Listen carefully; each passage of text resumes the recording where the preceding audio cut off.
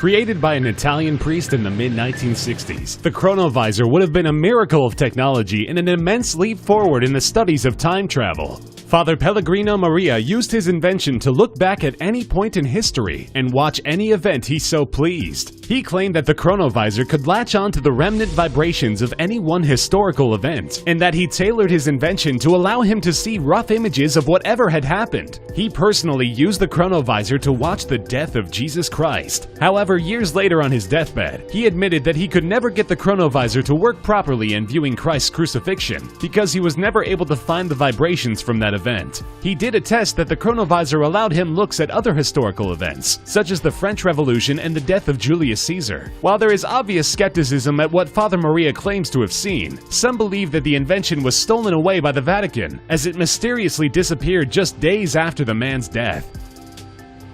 At the center of multiple conspiracy theories is master inventor Stanley Meyer, whose brilliant invention of the water-powered dune buggy caused a major stir in the international oil industry. Once an employee of NASA, Meyer retired and began his own inventive work with the hopes of changing the world's dependency on oil, as that market seemed to control much of how the world worked. His creation of the water-powered dune buggy stunned the car market, as his vehicle was half the size of an ordinary car, yet was capable of getting up to 99 miles per gallon. This invention would have destroyed the oil industry completely, as a dependence upon any material needed to fuel cars would have drastically diminished. But before the dune buggy could make it to the production line, Stanley Meyer suffered a brain aneurysm and died instantly. Many believe that he was actually poisoned, and his partners believe enough of the conspiracy theory to hide the car from the world, not allowing his blueprints or schematics to fall into the hands of the oil companies. Created by the Nazis in World War II, the device known as the magnetofunk served one deadly purpose: to alter the course of Allied planes by naturally changing the direction of their compasses in flight. The magnetofunk was held at Point 103, a popular Nazi base that the Americans soon discovered the location of. The magnetofunk sent up confusing magnetic vibrations to enemy planes and subtly changed their course, which explains why no Allied force was ever capable of finding Point 103. And if they had, the war would have ended much earlier. So they wouldn't confuse their own planes, the Nazis invented a device known as the Himmelkompass, which used the sun as a stagnant point rather than the magnetism of the Earth. Both of these devices were ordered destroyed by Hitler before the end of the war, and they were essentially lost to history. And yes, there are rumors that the legendary magnetofunk also inspired the name and powers of the great X-Men villain Magneto.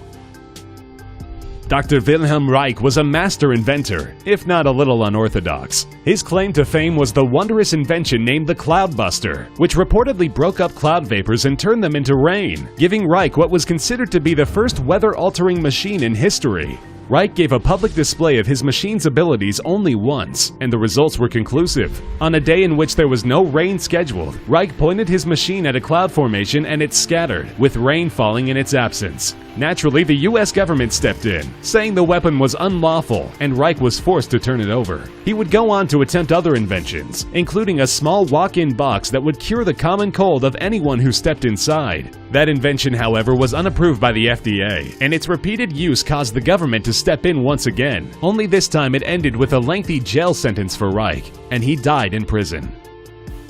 The 1960s battle of tobacco companies with health-conscious agencies is one that has been widely reported, and even served as the plot of the first episode of the popular television show Mad Men. What wasn't so reported was that one small company actually invented what was considered a much safer version of the cigarette. The Liggett & Myers company invented the XA, which removed the majority of the deadly carcinogens in regular cigarettes by a staggering 87%. But when they tried to bring their product to market, they were stopped and nearly sued by every single major tobacco company in the world. The problem with the XA is that other tobacco companies were not ready to admit that their products were in fact harmful. And if the XA was promoted as being the safe choice, it would imply that all other cigarettes were not safe and would effectively run them out of business. Overwhelmed by the sheer size and staying power of the other tobacco companies, Liggett & Myers closed down operation on the XA, and the safe cigarettes stayed away for years until the famed Battle of the Poison finally died down.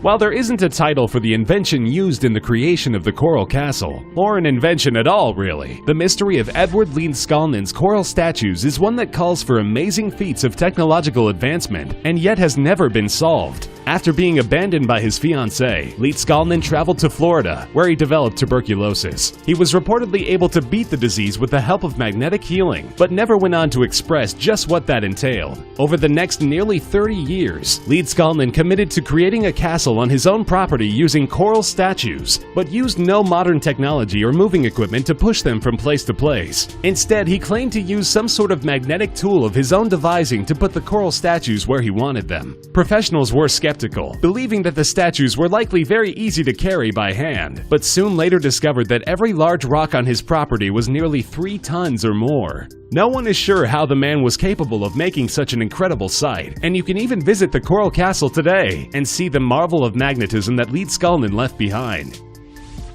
Before flamethrowers were readily available to the public, the Byzantine Empire invented some tools simply known as the Greek fire, which allowed them to create, contain, and control the spread of fire in a steady stream. This weapon, depicted in paintings of ancient warfare, was often used against enemy ships, as their wooden exteriors would be no match for the concentrated flames sent their way. Historians still wonder at the marvel that is the Greek fire, and have continually come up short for answers at how such a complex machine could be created so simply. While we have flamethrowers today that use concentrated doses of gas, we have to hand it to the Byzantine Empire that they were definitely ahead of their time.